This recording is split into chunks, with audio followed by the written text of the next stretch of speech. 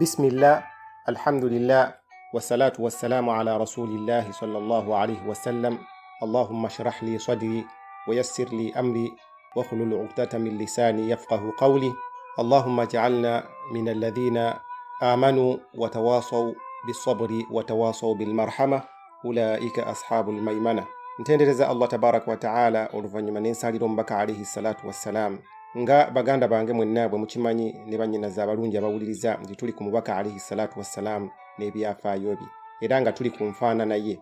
Era ku mulundi ogwasembayo twakoma ku mbeera ey'omubaka alayhi salatu wassalam engeri gye yafaananamu. Naye bino biva ku Anas radiyallahu anhu atugamba nti ye omubaka alayhi salatu wassalam yalinga mwezi. Era omubaka alayhi salatu wassalam obweru bwe tebwali bw'amaanyi, yali si mweru nnyo ate nga si wa kitaka. Enviiri ze tezaali za curls ate nga si ntereevu, zino enviiri z'olaba eziri straight. Omubaka alayhi salatu wassalam engalo ze zaali ŋŋonvu nnyo, era Anas atunyumiza n'agamba nti takwatanga mu ngalo ŋŋonvu nga ziri. Era n'agamba nti talina kawoowo, siina kawoowo ke nali mpunyirizza, siina kawoowo ke nali mpunyirizza nga akawoowo akaali kava mu ntuuyo z'omubaka alayhi salatu wassalam. Era abakyala abasinga bakyala ba Nabbi sallallahu alayhi wasallam nga yeebase ne baleeta akacupa oba obucupa ne batandika okuŋŋaanya entuuyo ze paka akantu ako oluusi bwe kajjulanga ne bakwata akalala. Lwaki baazikuŋŋaanyanga? Lwakuba nti baazikozesanga nga akawoowo akeesiigibwa. Ekyokubiri, omubaka alayhi salatu wassalam entuuyo ze zaali ddagala, era nga oyinza okuba omutwe gukuluma oba oyinza okuba teweewulira bulungi ng'olina akacupa ako n'okwata amatondo nga abiri n'ogateeka mu mazzi n'oganywa n'owulira bulungi. Al-Bara'u ibn Azib annyonnyola omubaka alayhi salatu wassalam agamba omubaka alayhi salatu wassalam teyali muwanvu nnyo ate teyali mumpi nnyo, ate yalina ekifuba nga kigazi. Enviiri ze zaali nywevu nga bw'olaba, enviiri ze zaali nkwafu. Era omubaka alayhi salatu wassalam enviiri ze yazikuzanga paka bwe zaagwanga ku nsingo ye, ku kibegabega. Bwe yagendanga ku umura n'azisalako zonna, oba ku hajji oba bwe zaakulanga ennyo n'azisala.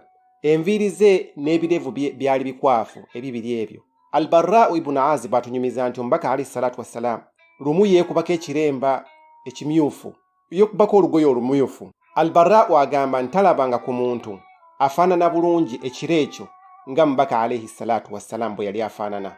Ekyo takirabangako. Ali radiyallahu anhu yali kazini wa mubaka alayhi salatu wassalam, yakulira mu nju ya mubaka alayhi salatu wassalam. Omubaka yakuza Ali, ate ekyokubiri n'afuuka mukoddomi we okuwasa Fatima radiyallahu anha. Kati ndowooza olabira ddala nti Ali yalina enkizo ku basahaba abalala mu kulaba omubaka alayhi salatu wassalam n'enfaanana ye, ne bwe yali tannafuna bubaka. Kati yatunyumiza, ate yali mwana muto, yatunyumiza enfaanana y'omubaka alayhi salatu wassalam. Agamba nti omubaka alayhi salatu wassalam teyalina feesi empanvu zino nnyo, ate feesi ye teyali neetooloovu, wabula yali wakati wa bwetooloovu n'obuwanvu. N'agamba nti omubaka alayhi salatu wassalam yali mweru naye nga obweru bwe si bw'amaanyi, naye nga si buno obweru obukanga. N'agamba nti omubaka alayhi salatu wassalam amaaso ge gaali manene naye nga emmunyeenye ye nzirugavu ddala, ate nga nakino ekyeru mu liiso kyeru ddala.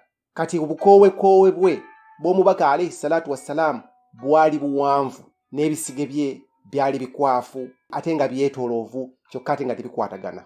Ebiyungo bye byali biwanvu ate nga binywevu, obirabira ddala nga musajja. Omubaka alayhi salatu wassalam bwe yalinga atambula, yatambulanga ng'aserengeta, era nga kigambibwa kya musunna nga oyanguwa ate nga olinga aserengeta.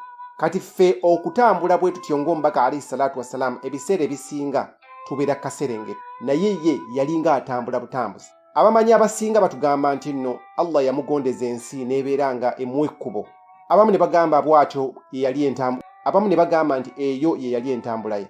Omubaka alayhi salatu wassalam bwe yakyukanga okutunuulira omuntu yenna, yakyukanga yenna, teyakyusanga nsingo yokka na mutwe.